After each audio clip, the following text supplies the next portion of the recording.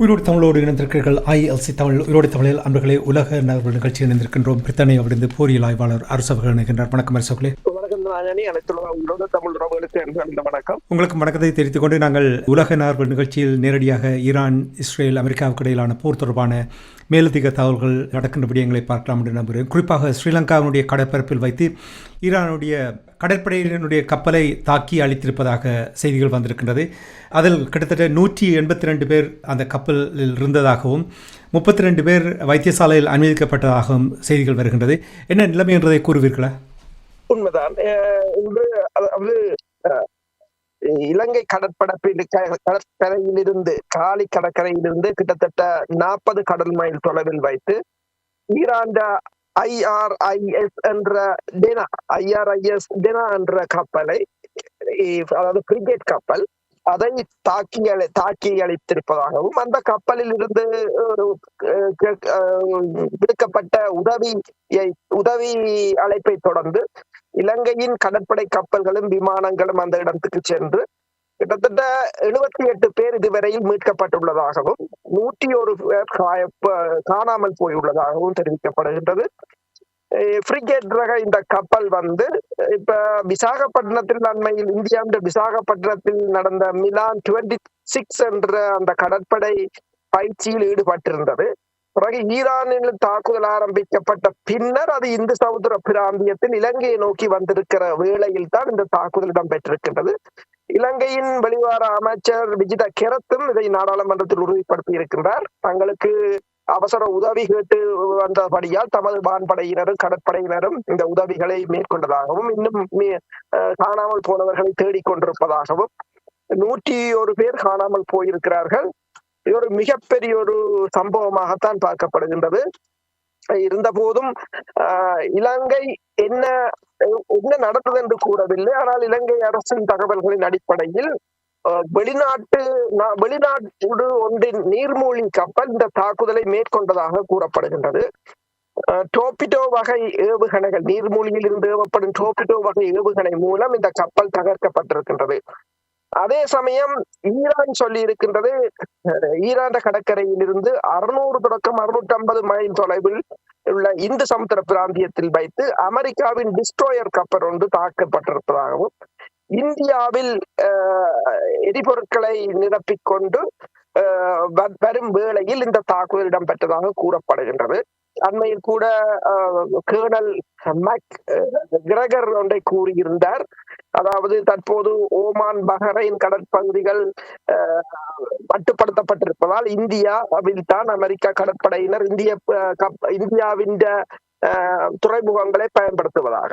இப்போ ஒரு கேள்வி எழுகிறது என்று சொன்னால், இந்தியாவின் துறைமுகத்தை அமெரிக்கா பயன்படுத்துவதால் இந்தியாவில் இருந்துதான் இந்த ஈரான் கப்பல் மீது தாக்குதல் நடத்தப்பட்டதா என்ற கேள்விகளும் எழுகின்றன. அதே சமயம் அமெரிக்காவின் இந்த டிஸ்ட்ரோயர் கப்பலை தாக்கியது தொடர்பாக பலர் அதை இந்த நாசாவின் இணையதளத்தில், அதாவது செய்மதி தளத்தில் தேடிய போது அந்த ஈரான் கூறிய கப்பல் அந்த பகுதியில் நிற்பது அவதானிக்கப்பட்டிருக்கின்றது. ஆனால் இன்று வரையிலும் அந்த தாக்குதல் தொடர்பாக அமெரிக்காவோ அல்லது அமெரிக்காவின் மத்திய கட்டளை மையமோ இதுவரையிலும் எந்த கருத்தையும் தெரிவிக்கவில்லை. பேசிக்கொண்டிருக்கும் நேரத்தில் கடற்படை வீரர்கள் தாக்குதலில் இறந்த உடலங்களை மீட்டிருப்பதாக கூட செய்திகள் வந்து கொண்டிருக்கின்றது. இந்த தாக்குதலின் பின்னணியில் யார் ஓரளவுக்கு ஊகிக்கக்கூடியதாக இருக்கும்? யார் எப்படி இந்த தாக்குதலை நடத்தினார்கள் என்று அறியக்கூடியதாக இருந்ததா? உண்மைதான். இந்த தாக்குதலை நீர்மூழ்கி கப்பலில் இருந்து ஏவப்படும் டோபிடோ வகை ஏவுகணை மூலம் தாக்கப்பட்டிருக்கின்றது. இது இப்ப இந்தியாவுக்கு அருகாமையில் தான் இடம்பெற்றிருக்கின்றது. இந்து சமுத்திர கடல் பிராந்தியத்தில், அது இந்தியாவுக்கு இலங்கையின் கடல் பிராந்தியத்தில் இடம்பெற்றாலும் அதில் ஒரு பிராந்திய வல்லரசாக இந்தியா இருப்பதால் இப்போது டக்ளஸ் மெக்ரகரும் கூறியிருந்தார், இந்தியாவில் தான் அமெரிக்க கப்பல்கள் எரிபொருட்களை நிரப்புவதாக. அண்மையில் இலங்கைக்கு 2 தடவைகள் பசிபிக் பிராந்திய கட்டளை மையத்தின் கட்டளை அதிகாரி பயணம் செய்திருந்ததும் உங்களுக்கு தெரியும். அப்போது அவர் இந்து சமுத்திர பிராந்தியத்தில் இலங்கைக்கும் அமெரிக்காவுக்கும் இடையிலான உறவுகளை மேம்படுத்த வேண்டும், வலுப்படுத்த வேண்டும், இந்து சமுத்திர பிராந்தியத்தின் பாதுகாப்பு தொடர்பாக எல்லாம் பேசினார்கள். இப்போது அதே இந்து சமுத்திர துறைமுகத்தில் அதுவும் இலங்கை கடற்பரப்பில் வைத்து தாக்கப்பட்டிருப்பது ஒரு மிகப்பெரிய ஒரு அந்த அந்த போர் வந்து இப்போது இந்து சமுத்திர பிராந்தியத்துக்கும் விஸ்தரித்து கொண்டு போய் உள்ளதாகத்தான் பார்க்க தோன்றுகின்றது. என்னென்று சொன்னால் இது இதை பின்னணியில் எல்லோருக்கும் தெரியும், அமெரிக்காவின் கட்டுப்படைதான் இதை தாக்கி இருக்கலாம் என்று. ஆனால் யாரும் உரிமை கோரவில்லை. ஆனால் இலங்கை உடனடியாகவே சொல்லிவிட்டது இது நீர்மூழ்கி கப்பலில் இருந்துதான் தாக்குதல் நடத்தப்பட்டிருக்கிறது என்று. இதே நேரத்தில் ஈராக்கிலும் கூட ஈரானிய கர்டிஷ் தரப்பினருடைய தலைமை அலுவலகத்தின் மீது தாக்குதல் நடந்திருப்பதாக அறியக்கூடியதாக இருக்கு. இது தொடர்பாக ஏதாவது அறியக்கூடியதாக இருந்தா? உண்மைதான், அந்த தலைமை அலுவலகம் வந்து தாக்கி அளிக்கப்பட்டிருக்கின்றது. ஏனென்றால் கேடிஸ் படையினரை பயன்படுத்தி இவர்கள் ஈரானுக்குள் ஊடுருவ முற்படலாம் என்பதால் இப்போது ஈரானுக்கு எதிரான குர்திஸ் படையினர் மீதான தாக்குதல்களை ஈரான் தீவிரப்படுத்தி இருக்கின்றது. அமெரிக்கா ஆதரவுடன் செயற்பட்டு வருகின்ற அந்த படையினர் மீதும் அங்கிருக்கிற அமெரிக்க தளங்கள் மீதும் ஈரான் வந்து கடுமையாக தாக்கி இருக்கின்றது. அதாவது இன்று புதன்கிழமை எல்லா பக்கத்திலும் தாக்குதல்கள் மிக தீவிரமாக இடம்பெற்றுக் கொண்டிருக்கின்றது. அமெரிக்காவுடைய டிஸ்ட்ரோயர் கப்பலையும் வந்து ஈரான் வந்து பாலிஸ்டிக் மிசைல்ஸால் தான் தாக்கியதாக கூறியிருக்கின்றது. அதே சமயம் ஏற்கனவே 10 டேங்கர்களை தாக்கி அளித்திருப்பதாக ஈரான் கூறியிருக்கின்றது. நாங்கள் அண்மையில் பேசினோம், ரஷ்யாவின் டேங்கர் ஒன்று லிபிய கடற்பகுதியில் வைத்து தாக்கப்பட்டிருந்தது. அதாவது கடல் போக்குவரத்து முற்றாக ஒரு முடங்கக்கூடிய ஒரு சூழ்நிலையைத்தான் இந்த தாக்குதல், இலங்கையில் இடம்பெற்ற தாக்குதலும் காட்டுகிறது. இதே நேரத்தில் தெற்கு லெபனானில் 16 கிராமங்களிலிருந்து மக்களை வெளியேறுமாறு இஸ்ரேலிய இராணுவத்தினர் அறிவித்திருக்கின்றார்கள். அப்படி என்றால் தரவழி தாக்குதல் நடத்த போகிறது, விமான தாக்குதல் நடத்துவதற்கான பெரிய ஒரு திட்டம் ஒன்று இங்கே வகுக்கப்பட்டிருக்கின்றது என்று நம்புகிறீர்களா? உண்மைதான். இந்த தரை வழியாக இஸ்ரேல் மூவ் பண்ண போறதாக கூறியிருக்கிறார்கள். இஸ்ரேல் தான் கூறியிருக்கின்றது கிட்டத்தட்ட 28 கிராமங்களில் இருந்து மக்களை வெளியேறுமாறு. பபசோன்ல இருந்து லெபனான் படையினரும் வெளியேறி இருக்கிறார்கள்.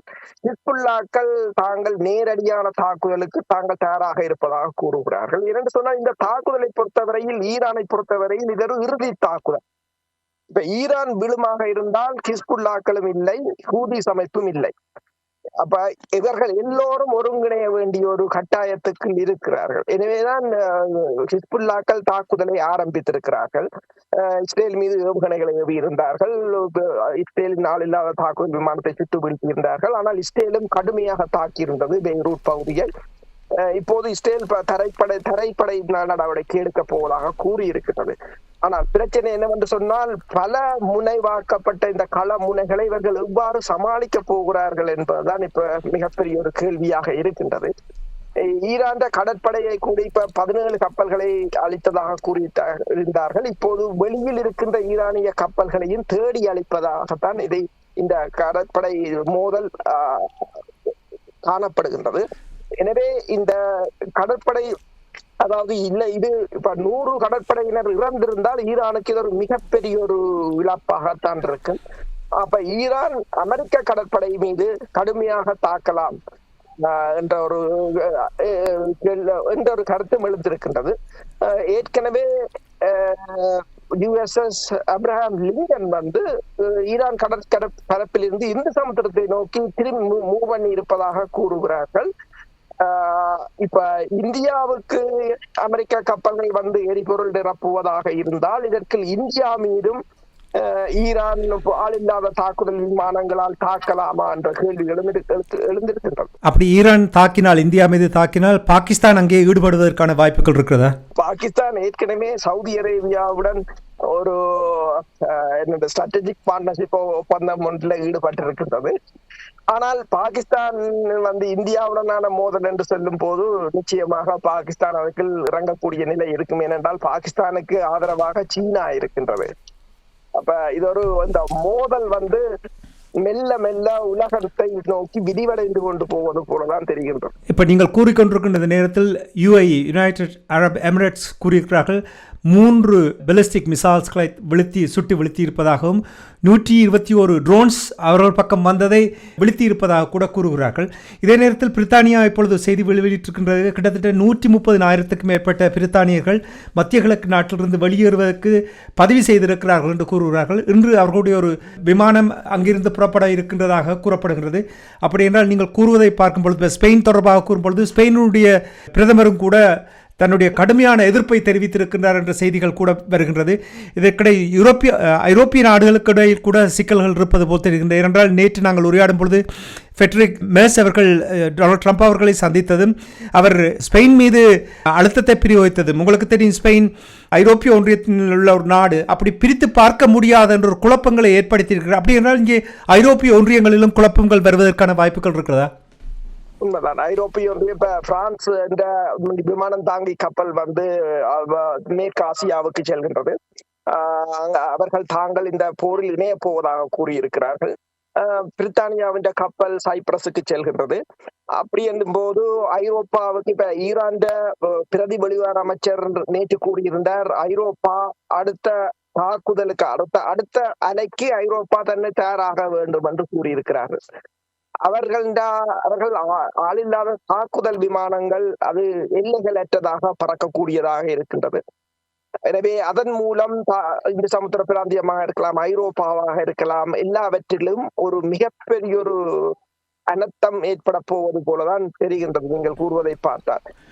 அமெரிக்காவை சேர்ந்தவர்களும் கிட்டத்தட்ட இப்போது மத்திய கிழக்கு பகுதியில் இருந்து முழுதாக வெளியேறி இருக்கிறார்கள். வெளியேற அழைப்பு விடுக்கப்பட்டிருக்கிறது. 900 பேர் இதுவரையில் வெளியேற்றப்பட்டிருக்கிறார்கள்.